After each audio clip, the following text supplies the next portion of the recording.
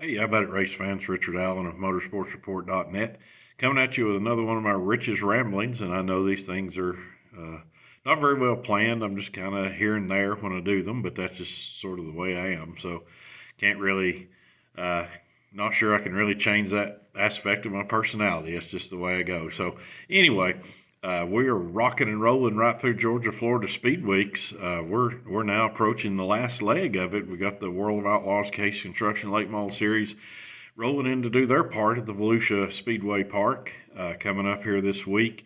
Then after this week, we got another run at Golden Isles of the Lucas Oil Late Model Dirt Series and the High Limit Sprint Car Series going to be in action there. So that'll be fun to watch as well. But when we start off here, the first thing I want to talk about, I want to thank Tyler Erb because Tyler Erb is actually making me look smart here these last few weeks. And as you can ask my wife, she's been trying for 25 years to make me look smart, and I'm not sure it's worked yet. So, but I predicted back earlier in the season when I did my Lucas Oil prediction pieces that Tyler Erb would be a comeback driver of the year. It's not like he had an awful season last year necessarily. He came in eighth in the points. He did win one Lucas Oil race, but I predicted he would win more Lucas Oil races this year and be further up in the points. And so far, he's proven me right. He's already got the one win, so I expect there'll be more to come. And I look for more consistent and better finishes from Tyler all throughout the season. Definitely showing a lot of speed, and as we know, as I've written about on motorsportsreport.net before, qualifying. I have that piece on there where I talked to the various crew chiefs, and they gave their thoughts on the importance of qualifying. Qualifying is everything in these things. The most important 2 laps of the night at any dirt late model race happen right off the bat when they go out to qualify, because qualifying sets you up for the heat race. Heat race then sets you up for the feature. And if you're buried back in the feature, unless you're Mike Marlar, who seems to be able to come from way back to have those good finishes. But otherwise, if you're not up there pretty high up on the starting grid for the feature, you're really going to have a hard time doing any better. And Tyler, so far this year, he's been qualifying well. He's been heat racing well. He's been starting up near the front of the field. So like I said, thank you to Tyler Erb for making me appear at least to be smart. So it's no easy task on his part.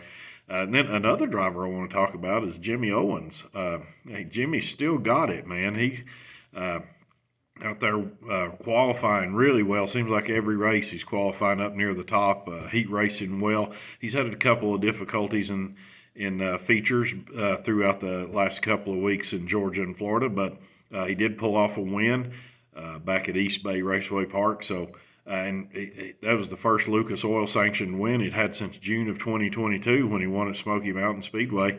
And the first, this is hard to believe, as great a driver as Jimmy Owens is, that it was his first win at East Bay since 2013.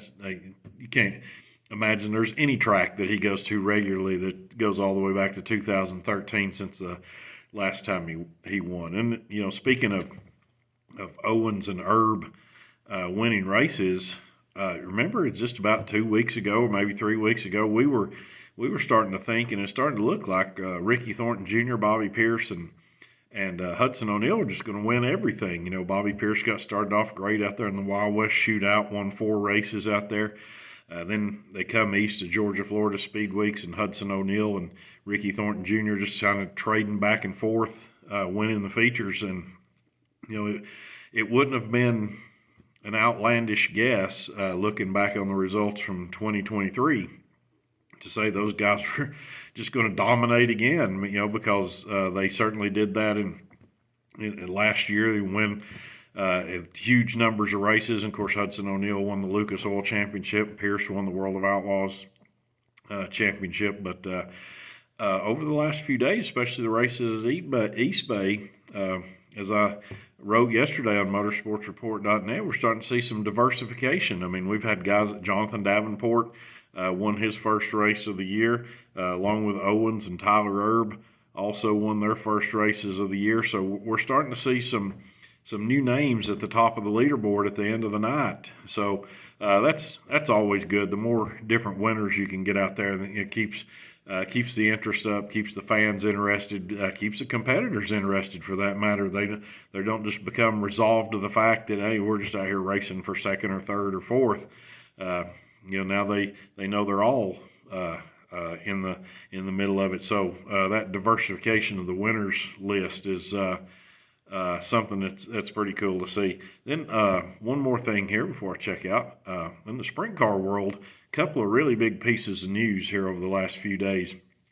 NOS Energy Drink renewed or extended, I should say, their partnership with the World of Outlaws NOS Energy Drink Sprint Car Series to be the title sponsor for the next few years to come. They will wind up by the end of that contract, they will wind up being the longest serving title sponsor for the World of Outlaws Sprint Car Series. So that's good to have that sponsorship in place, to know it's there, to know that the series is going to have the backing of a major sponsor like that. That's certainly good news to hear. And then on the other side of the sprint car world, High Limit Sprint Car Series, which of course started last year in 2023 as a midweek series.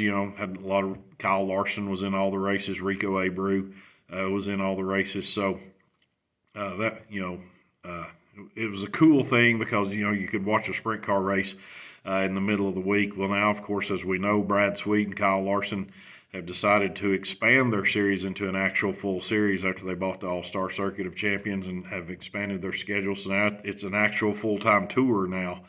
And they get started off this week. They've got races scheduled for Monday and Tuesday at East Bay Raceway Park.